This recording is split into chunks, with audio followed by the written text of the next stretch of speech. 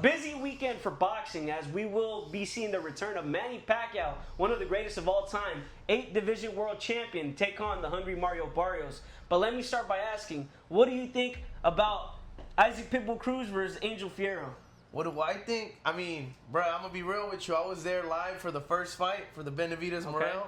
That was like, that undercard was fireworks, bro. Like, it's crazy though because the fight after that was so whack. But what I must say is, I've never been a big fan of Pitbull Cruz only because he's one-dimensional. He comes forward, he's hella aggressive, but he doesn't really change nothing in his game. He just comes in, he wings punches, and most of these guys just stand there for him to eat them up. Other than that, I mean, I've never been a big fan of Pitbull Cruz, and for it to take a style like Angel Fierro, you know, he's Eric Morales' protege, you know, and you could see it if in that kind of style, the Mexican style was able to, you know, put up with expose him. My thing with Pitbull is, you're right. I've even made a video where I've talked about, you know, the real truth behind Pitbull.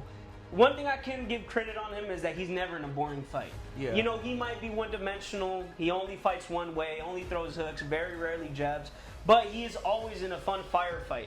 I will agree with you, though. It gets annoying, especially because us Mexican fans, we love seeing a fight. We always love seeing a fight, but we also want to see someone on the skill level of a Shakur or a Keyshawn Davis or even a Tank, right? I just want to see the boxing fundamentals still intact. Because if you look at the old school fighters, everything like Morales, like Marquez, the guy you got right here, you look at those fighters, they also had technique. It wasn't just about throwing big blows. It was also about setting punches up, countering, and someone like Salvador Sanchez did it the best. Feints especially. Technique. And someone like Pitbull, though he's always fun to watch, he's just kind of getting played out. It's kind of he's just more of like the Raza's, you know, the Raza just loves him. Supports him, just of course. Because I mean, no, he's you in know, a fun fight. He's in a fun fight. But at the same time, it's like, bro, you got to understand the difference between an aggressive fighter and a good boxer. Definitely. That it all starts right there because you can't idolize and give all these dudes their cookies for being aggressive and coming forward. Because really, let's say Shakur Stevenson fights Pitbull. He'd outbox him easy. Easy. He might knock him out. I don't know about knocking him out, but he'll play with him something nasty. Let's be real. I think it'll be a little even easier. Well, I don't want to say that because Cepeda was able to put a lot of pressure on Shakur. But Cepeda throws 100 punches around. And Cepeda throws more inside, you know. And he's not throwing haymakers. He's not throwing haymakers. Pitbull's known for the 100%. Look, that fight with Angel Fierro, once again, back to that. Bro, he was gassed by like the 6th round. The tide changed. He also got hurt. Yeah, he got hurt. He got clipped. And everyone was like, oh, shit. I was like, yeah. Mexicans were there looking at me like, what's wrong with you? I'm like, man, he's from TJ. I like TJ better. So, you know, like, now going back to this, how do you think that fight ends? That fight will end in another slugfest, bro. It'll be the same, right? That's what I've been saying. I think it's going to be the same fight. You know what it was about Angel Fierro that kept Pitbull off? The heart. The heart, but the jab. The jab started stopping him. It started sticking him.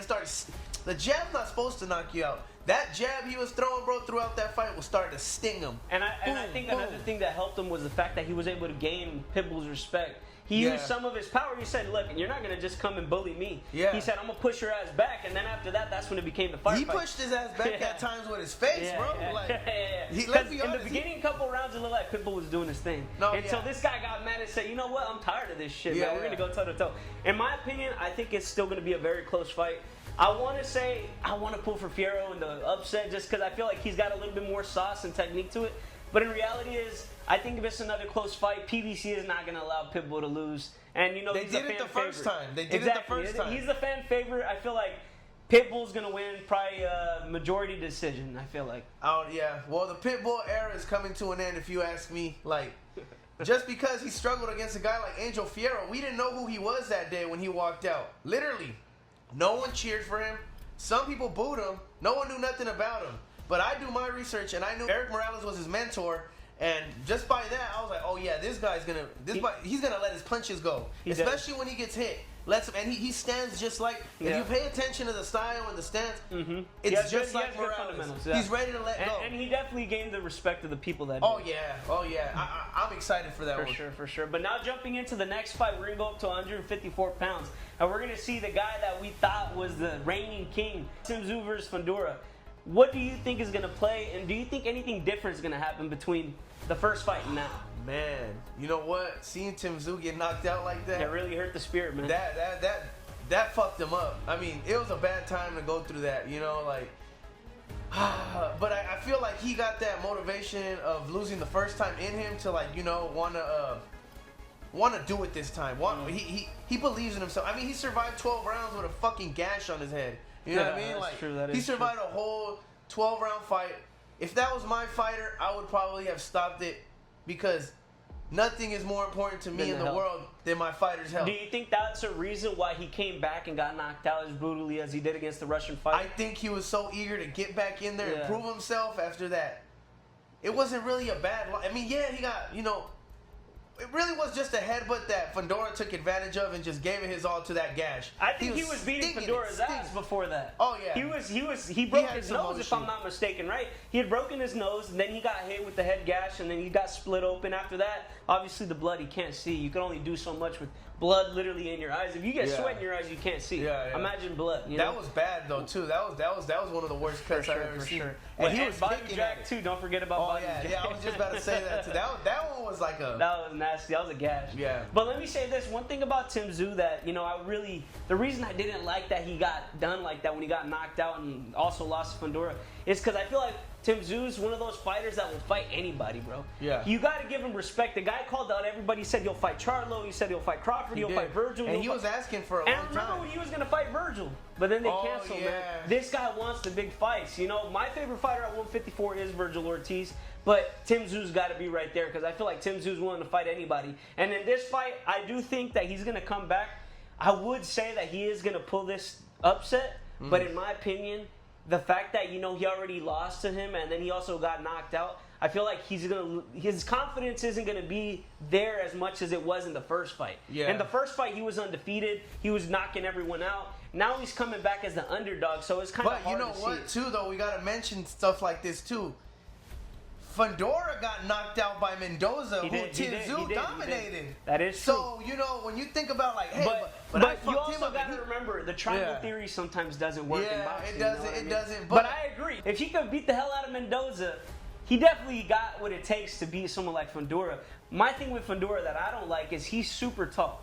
He's good, but he always likes fighting in here. It's crazy, too, because he's not trying to be at 54. It's like his body's making him. Exactly. I don't even think he struggles to make weight. Me neither. He's a bone. But he the got thing no is, legs. You think someone so big should use their distance, should use their jab. This guy likes fighting on the inside. I think what he should do this time, Tszyu, when he goes to the body, I think he should do the old Mayweather Senior trick. The hip shot. Those hurt. Those definitely hurt. And he's tall enough to get away with. I'll get away with that hip shot all day. And in my opinion, I think Tim Tszyu needs to just be himself. Go back to the basics. You know, it's a 12-round fight. It's gonna be hard though to be yourself when you're not used to fighting a giant. But he's already has a disciplined jab. That has, you know. That is true. But he's had the experience against him. He's already shared a couple rounds. I think he'll do better this time. You think he wins though? I don't know, bro. We're going to have to see. A lot of fighters, after getting knocked out, they're not the same. I hope Tim Tszyu doesn't.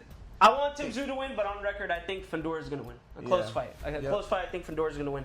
But now, going to the main event, man. It's the return of Manny Pacquiao. A lot of people, like myself, ain't too much of a fan of him coming back, especially because he's a legend and a GOAT. And if he does pull this off, I'm going to shut the hell up. Right. But I just think, you know, and nobody is better than Father Time. Father Time in boxing defeats everybody. And I just feel like his time is done for. His last exhibition match against, you know, the kickboxer, he looked like ass. Ampo took off on him, though, bro. He was. Ampo's a dickhead. Bro, he's an asshole for that, bro. Because you know what? It was an exhibition. Yeah. Most of the time, knockouts aren't allowed. This dude went out there and after the fight said, I was trying to knock him out. I was trying to take him out. But he proved he's a legend. Yeah. And he proved... Bro, and Ampo's no joke. Kickboxers got good boxing. That's why they're not Muay Thai fighters. Kickboxers they fight like boxers, but they use their legs. But yet then again, he's nothing near Mario Barrios. No, yeah. And Mario Barrios is on a decline a little bit too. No, yeah, for sure. I don't think Mario Barrios. If this was Pacquiao in his prime, he'd wash Mario Barrios. Yeah. Well, I think we all know that. I think Barrios knows that himself. But the fact that he's 46 years old, I think he's gonna be 47 the day of the fight. No way. I think so. That's what I was hearing. I heard rumors. So my thing is Barrios might not be all that great, but he was able to defeat Ugas. Ugas also was able to defeat Pacquiao. Beat the shit out of him. Again, triangle theories don't work, but at the same time, I feel like one thing Barrios does have that's really good is a jab. He has a really good fundamental jab, and it's nothing strong, nothing fast, but it's just nice and fundamentally good. And I feel like someone with Pacquiao that likes to jump in a lot and then likes to come out, he's gonna be off balance that night. He's gonna be getting touched up by that jab. He's not gonna be on his A game like how he was before. Plus, the weight division that he's fighting at, he's at the weight division he retired at. Yeah. Bro, like them young guys come out here ready to hurt somebody. Like they're not gonna take it easy on you just because you're old. Especially not no Manny Pacquiao. I wouldn't, you know. So how do you see technically the fight going? Break it down from round 1 until the last round, or that's even if it gets to the last round. Manny Pacquiao can stay on his toes and just, you know, in and out. His in and out flurries, how he comes in, you know how he just. Manny Pacquiao's a special fighter. He comes in, it's almost like he's running, sprinting at you with punches, though. Come back out. Just like how Thurman said, try to mock him for it, but what happened? So my thing is this, believe it or not, I feel like Pacquiao is going to start off as a faster fighter.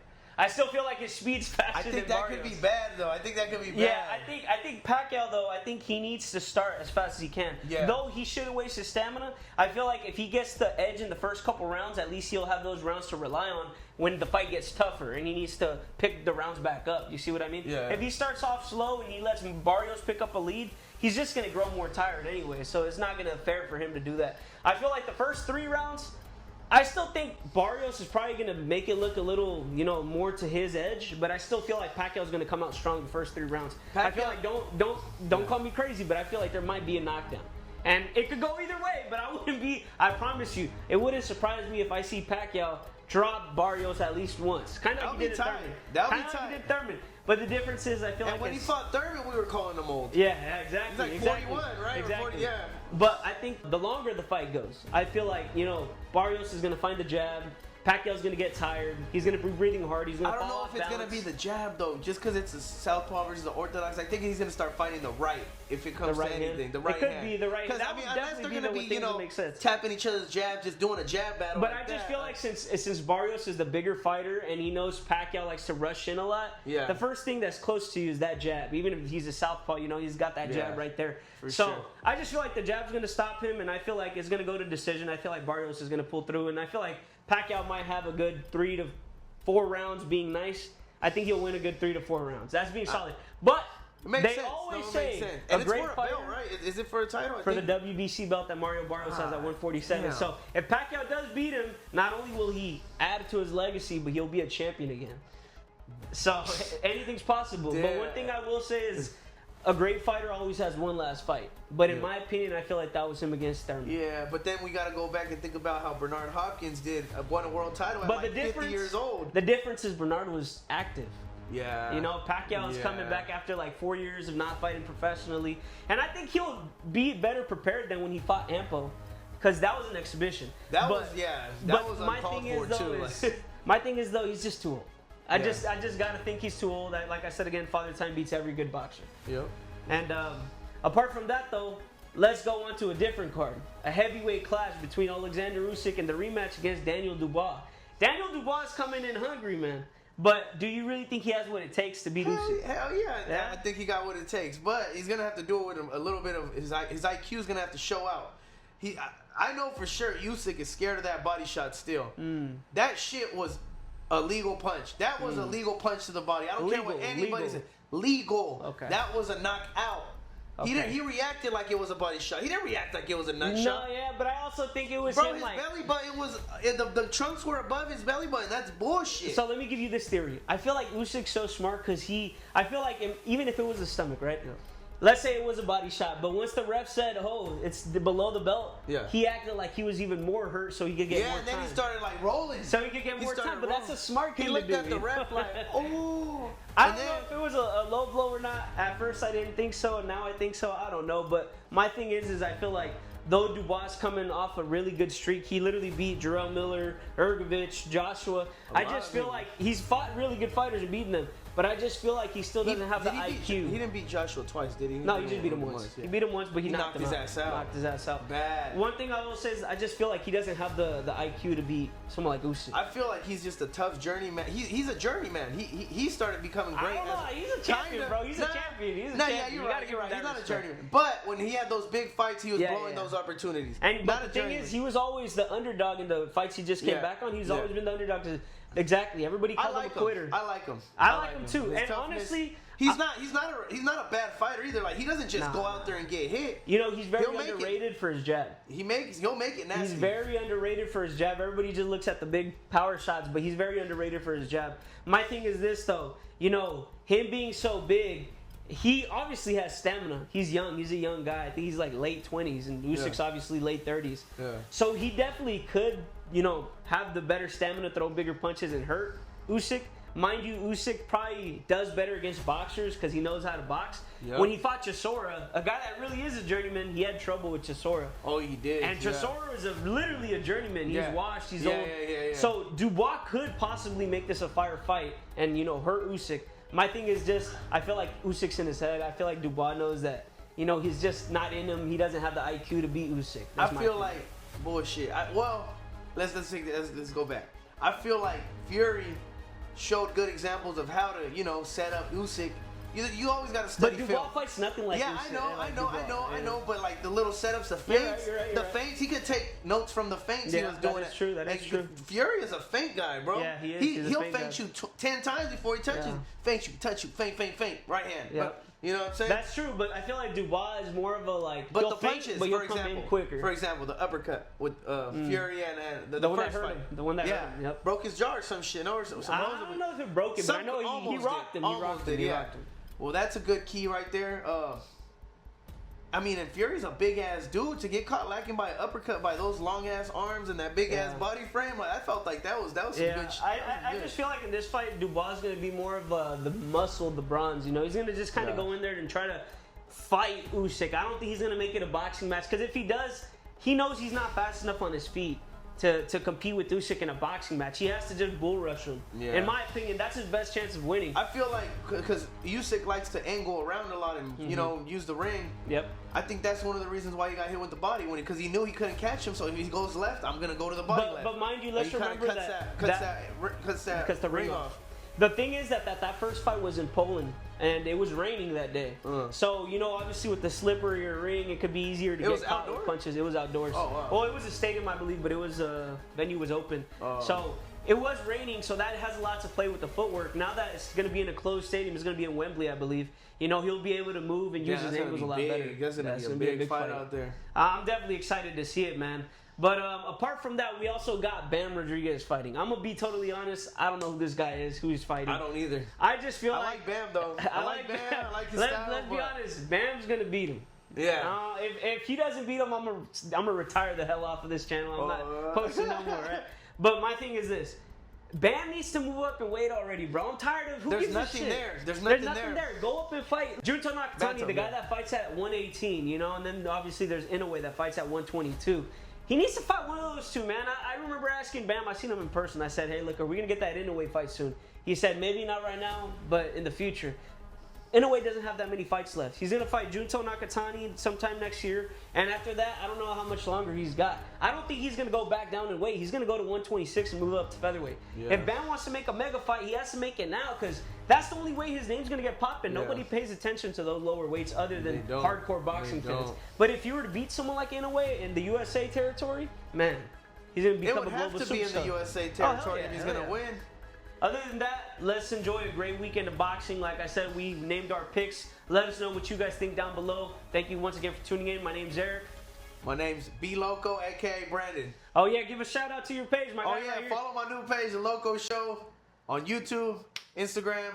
I haven't made the TikTok yet, but stay tuned. This guy does badass food reviews. You guys need to check him out if you guys want to get plugged up. We're gonna start bringing the food here. Yeah. Here. You guys want to get plugged up with any of the best restaurants? Check this guy's page out. He covers all the 209 and multiple areas. 916 Bay Area, Sacramento. So hit me up. Thank you guys once again. Make sure to leave your comments down below. Good talk, brother. Yep.